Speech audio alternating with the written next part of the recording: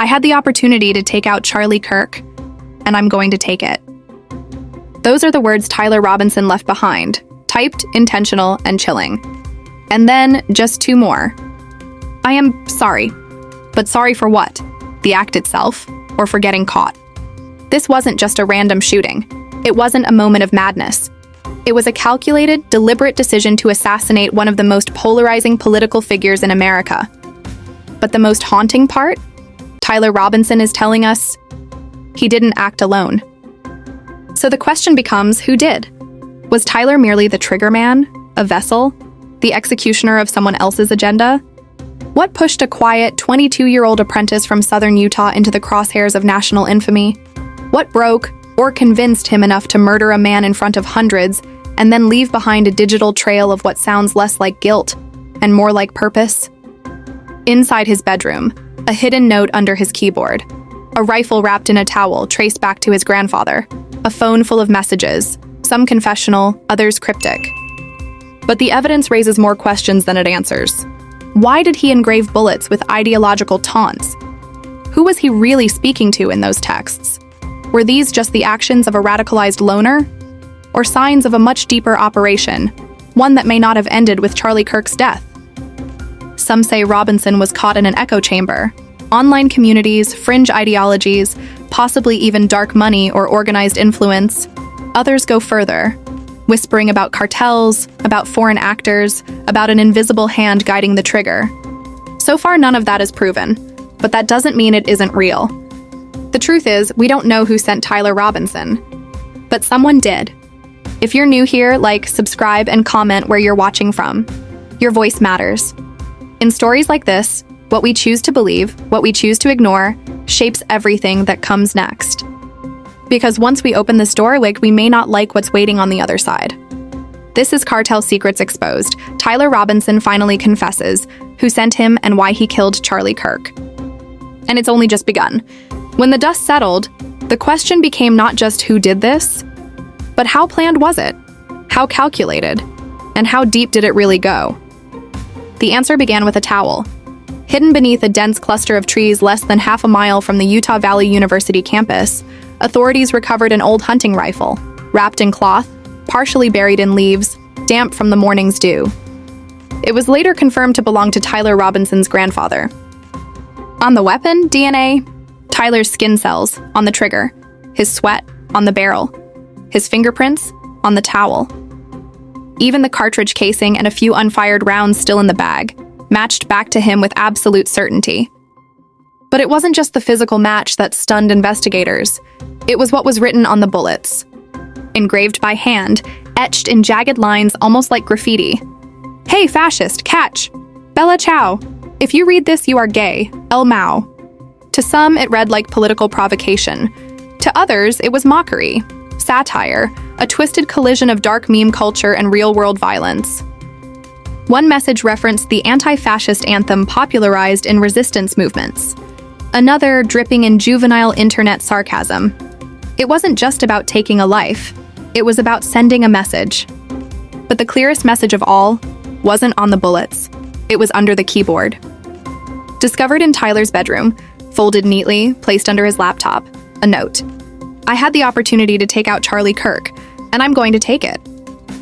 Not rage, not confusion, resolution. Investigators would later uncover more. Screenshots, text messages, private conversations between Tyler and his roommate, who, according to sources, is a transitioning individual and a key witness in the case. In one message, Tyler writes, "He spews hate every day and nobody does anything. Enough of his hatred. Some hate can't be negotiated out." In another, "I'm sorry if this hurts you, but I'm doing this for all of us." These weren't the words of someone in a psychotic break. They were deliberate, emotionally charged, conflicted, yes, but clear in intention. Surveillance footage confirmed the timeline. Cameras from a nearby science building showed a figure matching Tyler's build walking across campus 2 hours before the shooting, entering a restricted area.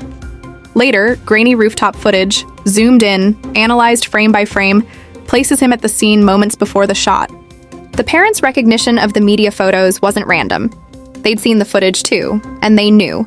What followed was a cascade of digital forensics, deleted messages recovered, search histories analyzed, maps of the campus downloaded days in advance, even a text to his partner sent hours before the shooting. If anything happens, just wipe my drive. For prosecutors, the case is a trifecta. A weapon tied directly through DNA, a motive etched in writing across bullets, devices, and paper, and a confession scattered across a digital trail too specific to ignore. This wasn't an impulsive act, it was a layered operation, days, if not weeks, in the making. The planning, the hiding of the rifle, the ideological framing, the psychological buildup. All of it points to one thing: intent. But behind that intent is something darker. Because even as the facts stack up, they lead to one looming question that no piece of evidence has yet answered. If Tyler Robinson was just the hand, then who was the voice behind it? So what drove Tyler Robinson to kill? What made a quiet, conflicted young man walk onto a rooftop, take aim, and pull the trigger? The evidence paints a picture. But even with all the pieces laid out, the full image remains blurred. We know some of what motivated him. We have his words. Enough of his hatred. Some hate can't be negotiated out. Tyler Robinson believed Charlie Kirk represented something poisonous, something dangerous. To him, this wasn't just about politics. It was personal, emotional. He saw Kirk not just as a speaker, but as a symbol of a system he could no longer tolerate. This was ideological, it was political, but it was also deeply personal. A father who leaned hard into right-wing identity, a son pulling in the opposite direction, toward progressive circles, LGBTQ+ rights, and the defense of people like his partner. Caught in a cultural vice, Tyler may have felt the pressure from both sides. And then there were the symbols.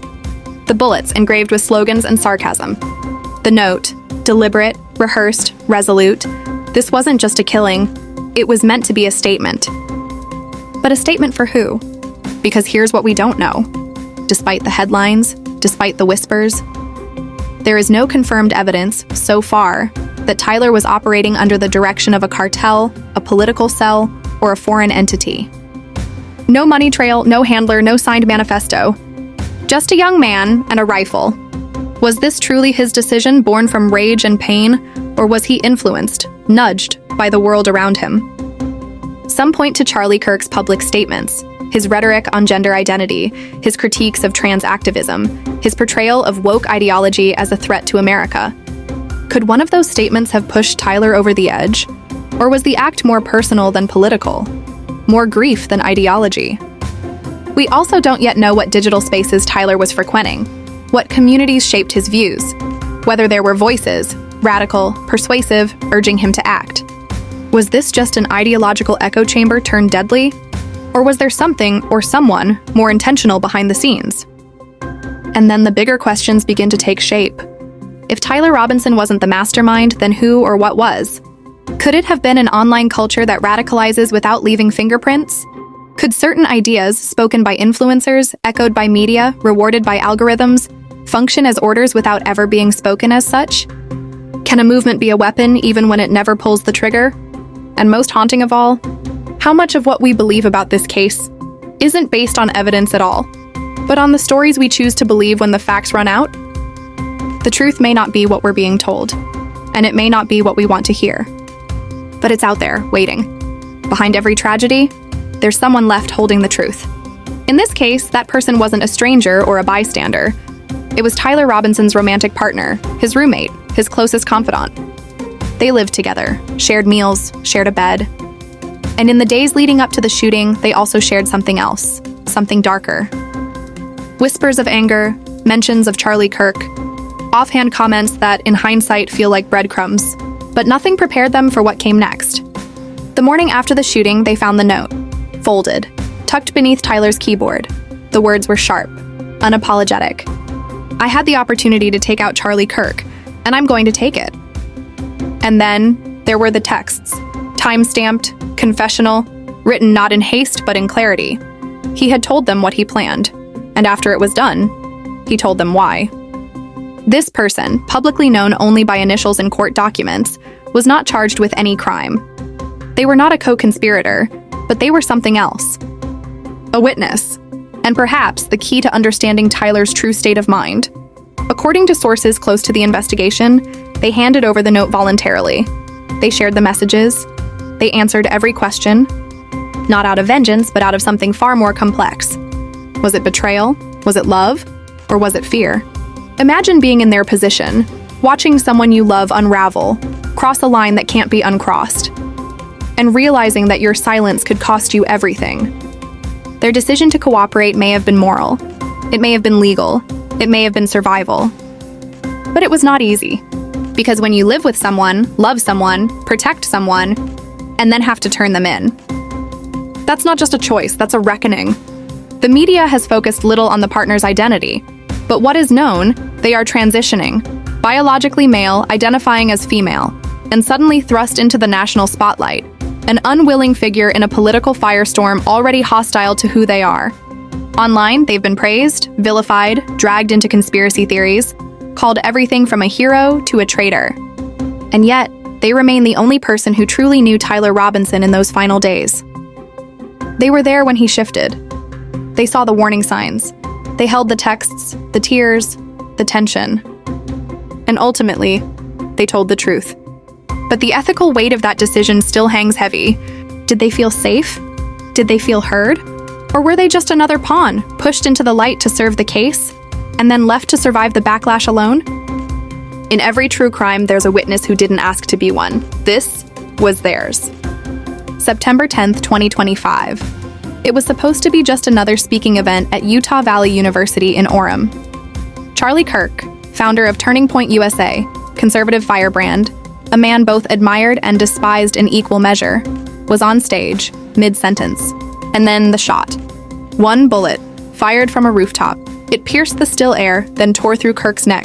He collapsed. Chaos erupted. Screams filled the auditorium. Phones dropped. People ran. Students ducked for cover. Security tackled nothing because the shooter was already gone. Within minutes, the campus was in full lockdown. Paramedics rushed the stage, but there was nothing to be done. Charlie Kirk was pronounced dead less than an hour later. At first, no one knew who fired the shot, but law enforcement moved fast. Surveillance cameras, event footage, witness statements, all pieced together within hours. Then came the images. A young man, slim build, dark hoodie, calmly walking across campus moments before the shooting. Screenshots hit the internet. That's when the story took a turn. Because someone recognized him, his parents. A family friend, a retired deputy sheriff, called the authorities. Arrangements were made. Just over 33 hours after the killing, Tyler Robinson turned himself in. He walked into a police station in St. George, Utah, and said nothing. But his silence said everything. The manhunt was over, but the firestorm was only beginning. Charlie Kirk's death wasn't just a tragedy, it was a national event. Within minutes, headlines blazed across every major outlet: conservative martyrdom, left-wing extremism, campus safety, ideological warfare. Everyone had a take, everyone had a theory, and everyone wanted someone to blame. But it wasn't just traditional media. Videos of the moment Kirk was shot flooded social platforms. Hashtags trended globally. Snippets of Tyler's alleged texts began leaking. A message, a mission, a motive, possibly rooted in ideology, maybe something more. But even then, the question remained, was Tyler Robinson just one man with a rifle and a plan? Or was this carefully staged chaos, designed to send a signal? The answer was buried deeper than anyone expected. Who was Tyler Robinson? Before the gunshot, before the manhunt, before the confession, he was a 22-year-old apprentice. Living quietly in the suburbs of St. George, Utah, enrolled in an electrical program at Dixie Technical College. No criminal record, no known mental illness, no manifesto, just a young man, quiet, polite, mostly unremarkable. But look closer, and the edges begin to blur. He shared a small apartment with his romantic partner, who identifies as transgender. Their relationship, described by friends as intense, sometimes emotionally volatile, was rooted in a deep connection and a shared sense of marginalization. Tyler, raised in a conservative household, had grown up under the shadow of a staunchly MAGA-leaning father. Political tension was never far from the dinner table, but something shifted over the past year. Tyler's views began drifting, leftward. He became increasingly vocal about LGBTQ+ rights. He started challenging his upbringing, and according to one source, he once told a friend, "A disturbing blend of protest, parody, and deadly intent." Psychologists reviewing the case pointed to multiple factors converging all at once. Ideological dissonance with his family, an emotional relationship with someone fighting their own battles for identity and acceptance, exposure to radical content online, where memes morph into manifestos and outrage is algorithmically fed. And yet, nothing in Tyler's background suggests he led any movement. He wasn't a leader, he was a follower. Which raises the question, was Tyler Robinson ever truly in control? Or was he someone else's weapon? A vessel for rage that wasn't entirely his own. A confused young man caught in a cultural war, told over and over again that words weren't enough? So far, there's no credible evidence tying Tyler to an organized cartel or foreign conspiracy.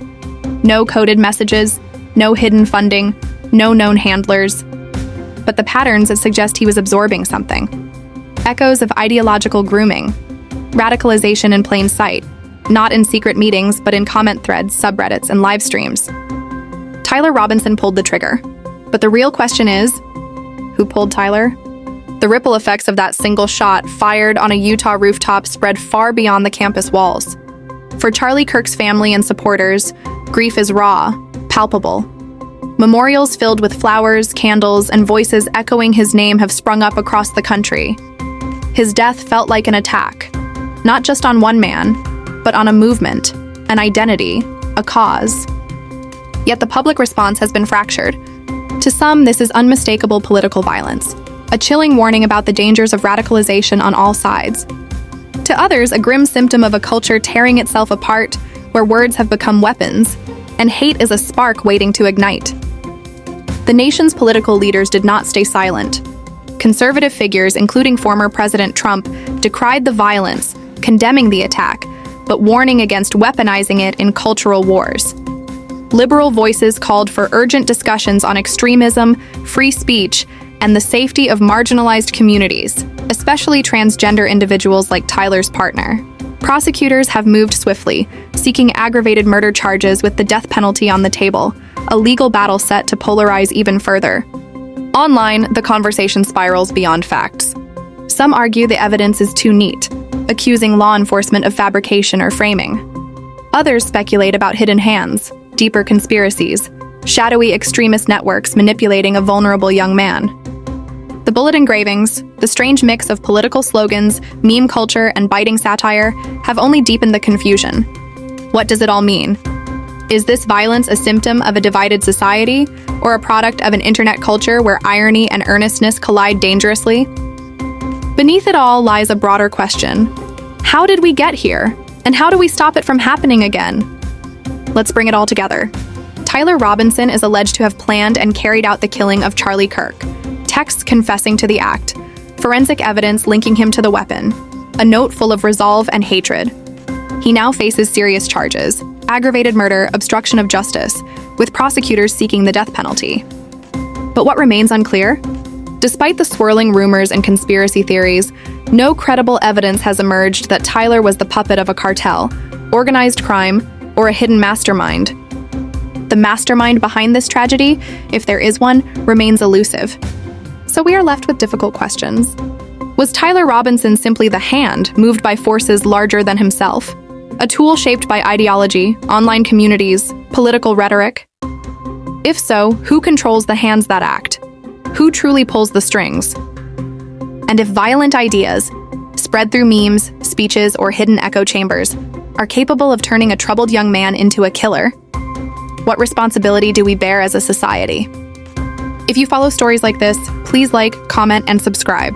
Share this video so more people understand these complexities. Drop a comment below. Do you believe there's more behind Robinson's act? Is there a hidden network, a deeper influence? Let me know where you're watching from. Because if we ignore how ideas can radicalize, we become part of the problem. We owe it to victims like Charlie Kirk and to society to demand not only justice, but clarity and truth. Don't stay silent. Sharing this helps spread awareness so tragedies like this don't repeat. This case is far from over. New evidence may yet emerge, maybe revealing Tyler Robinson was just a piece in a much larger game, or perhaps uncovering a plot we can't yet imagine. Keep watching, because the truth is still unfolding.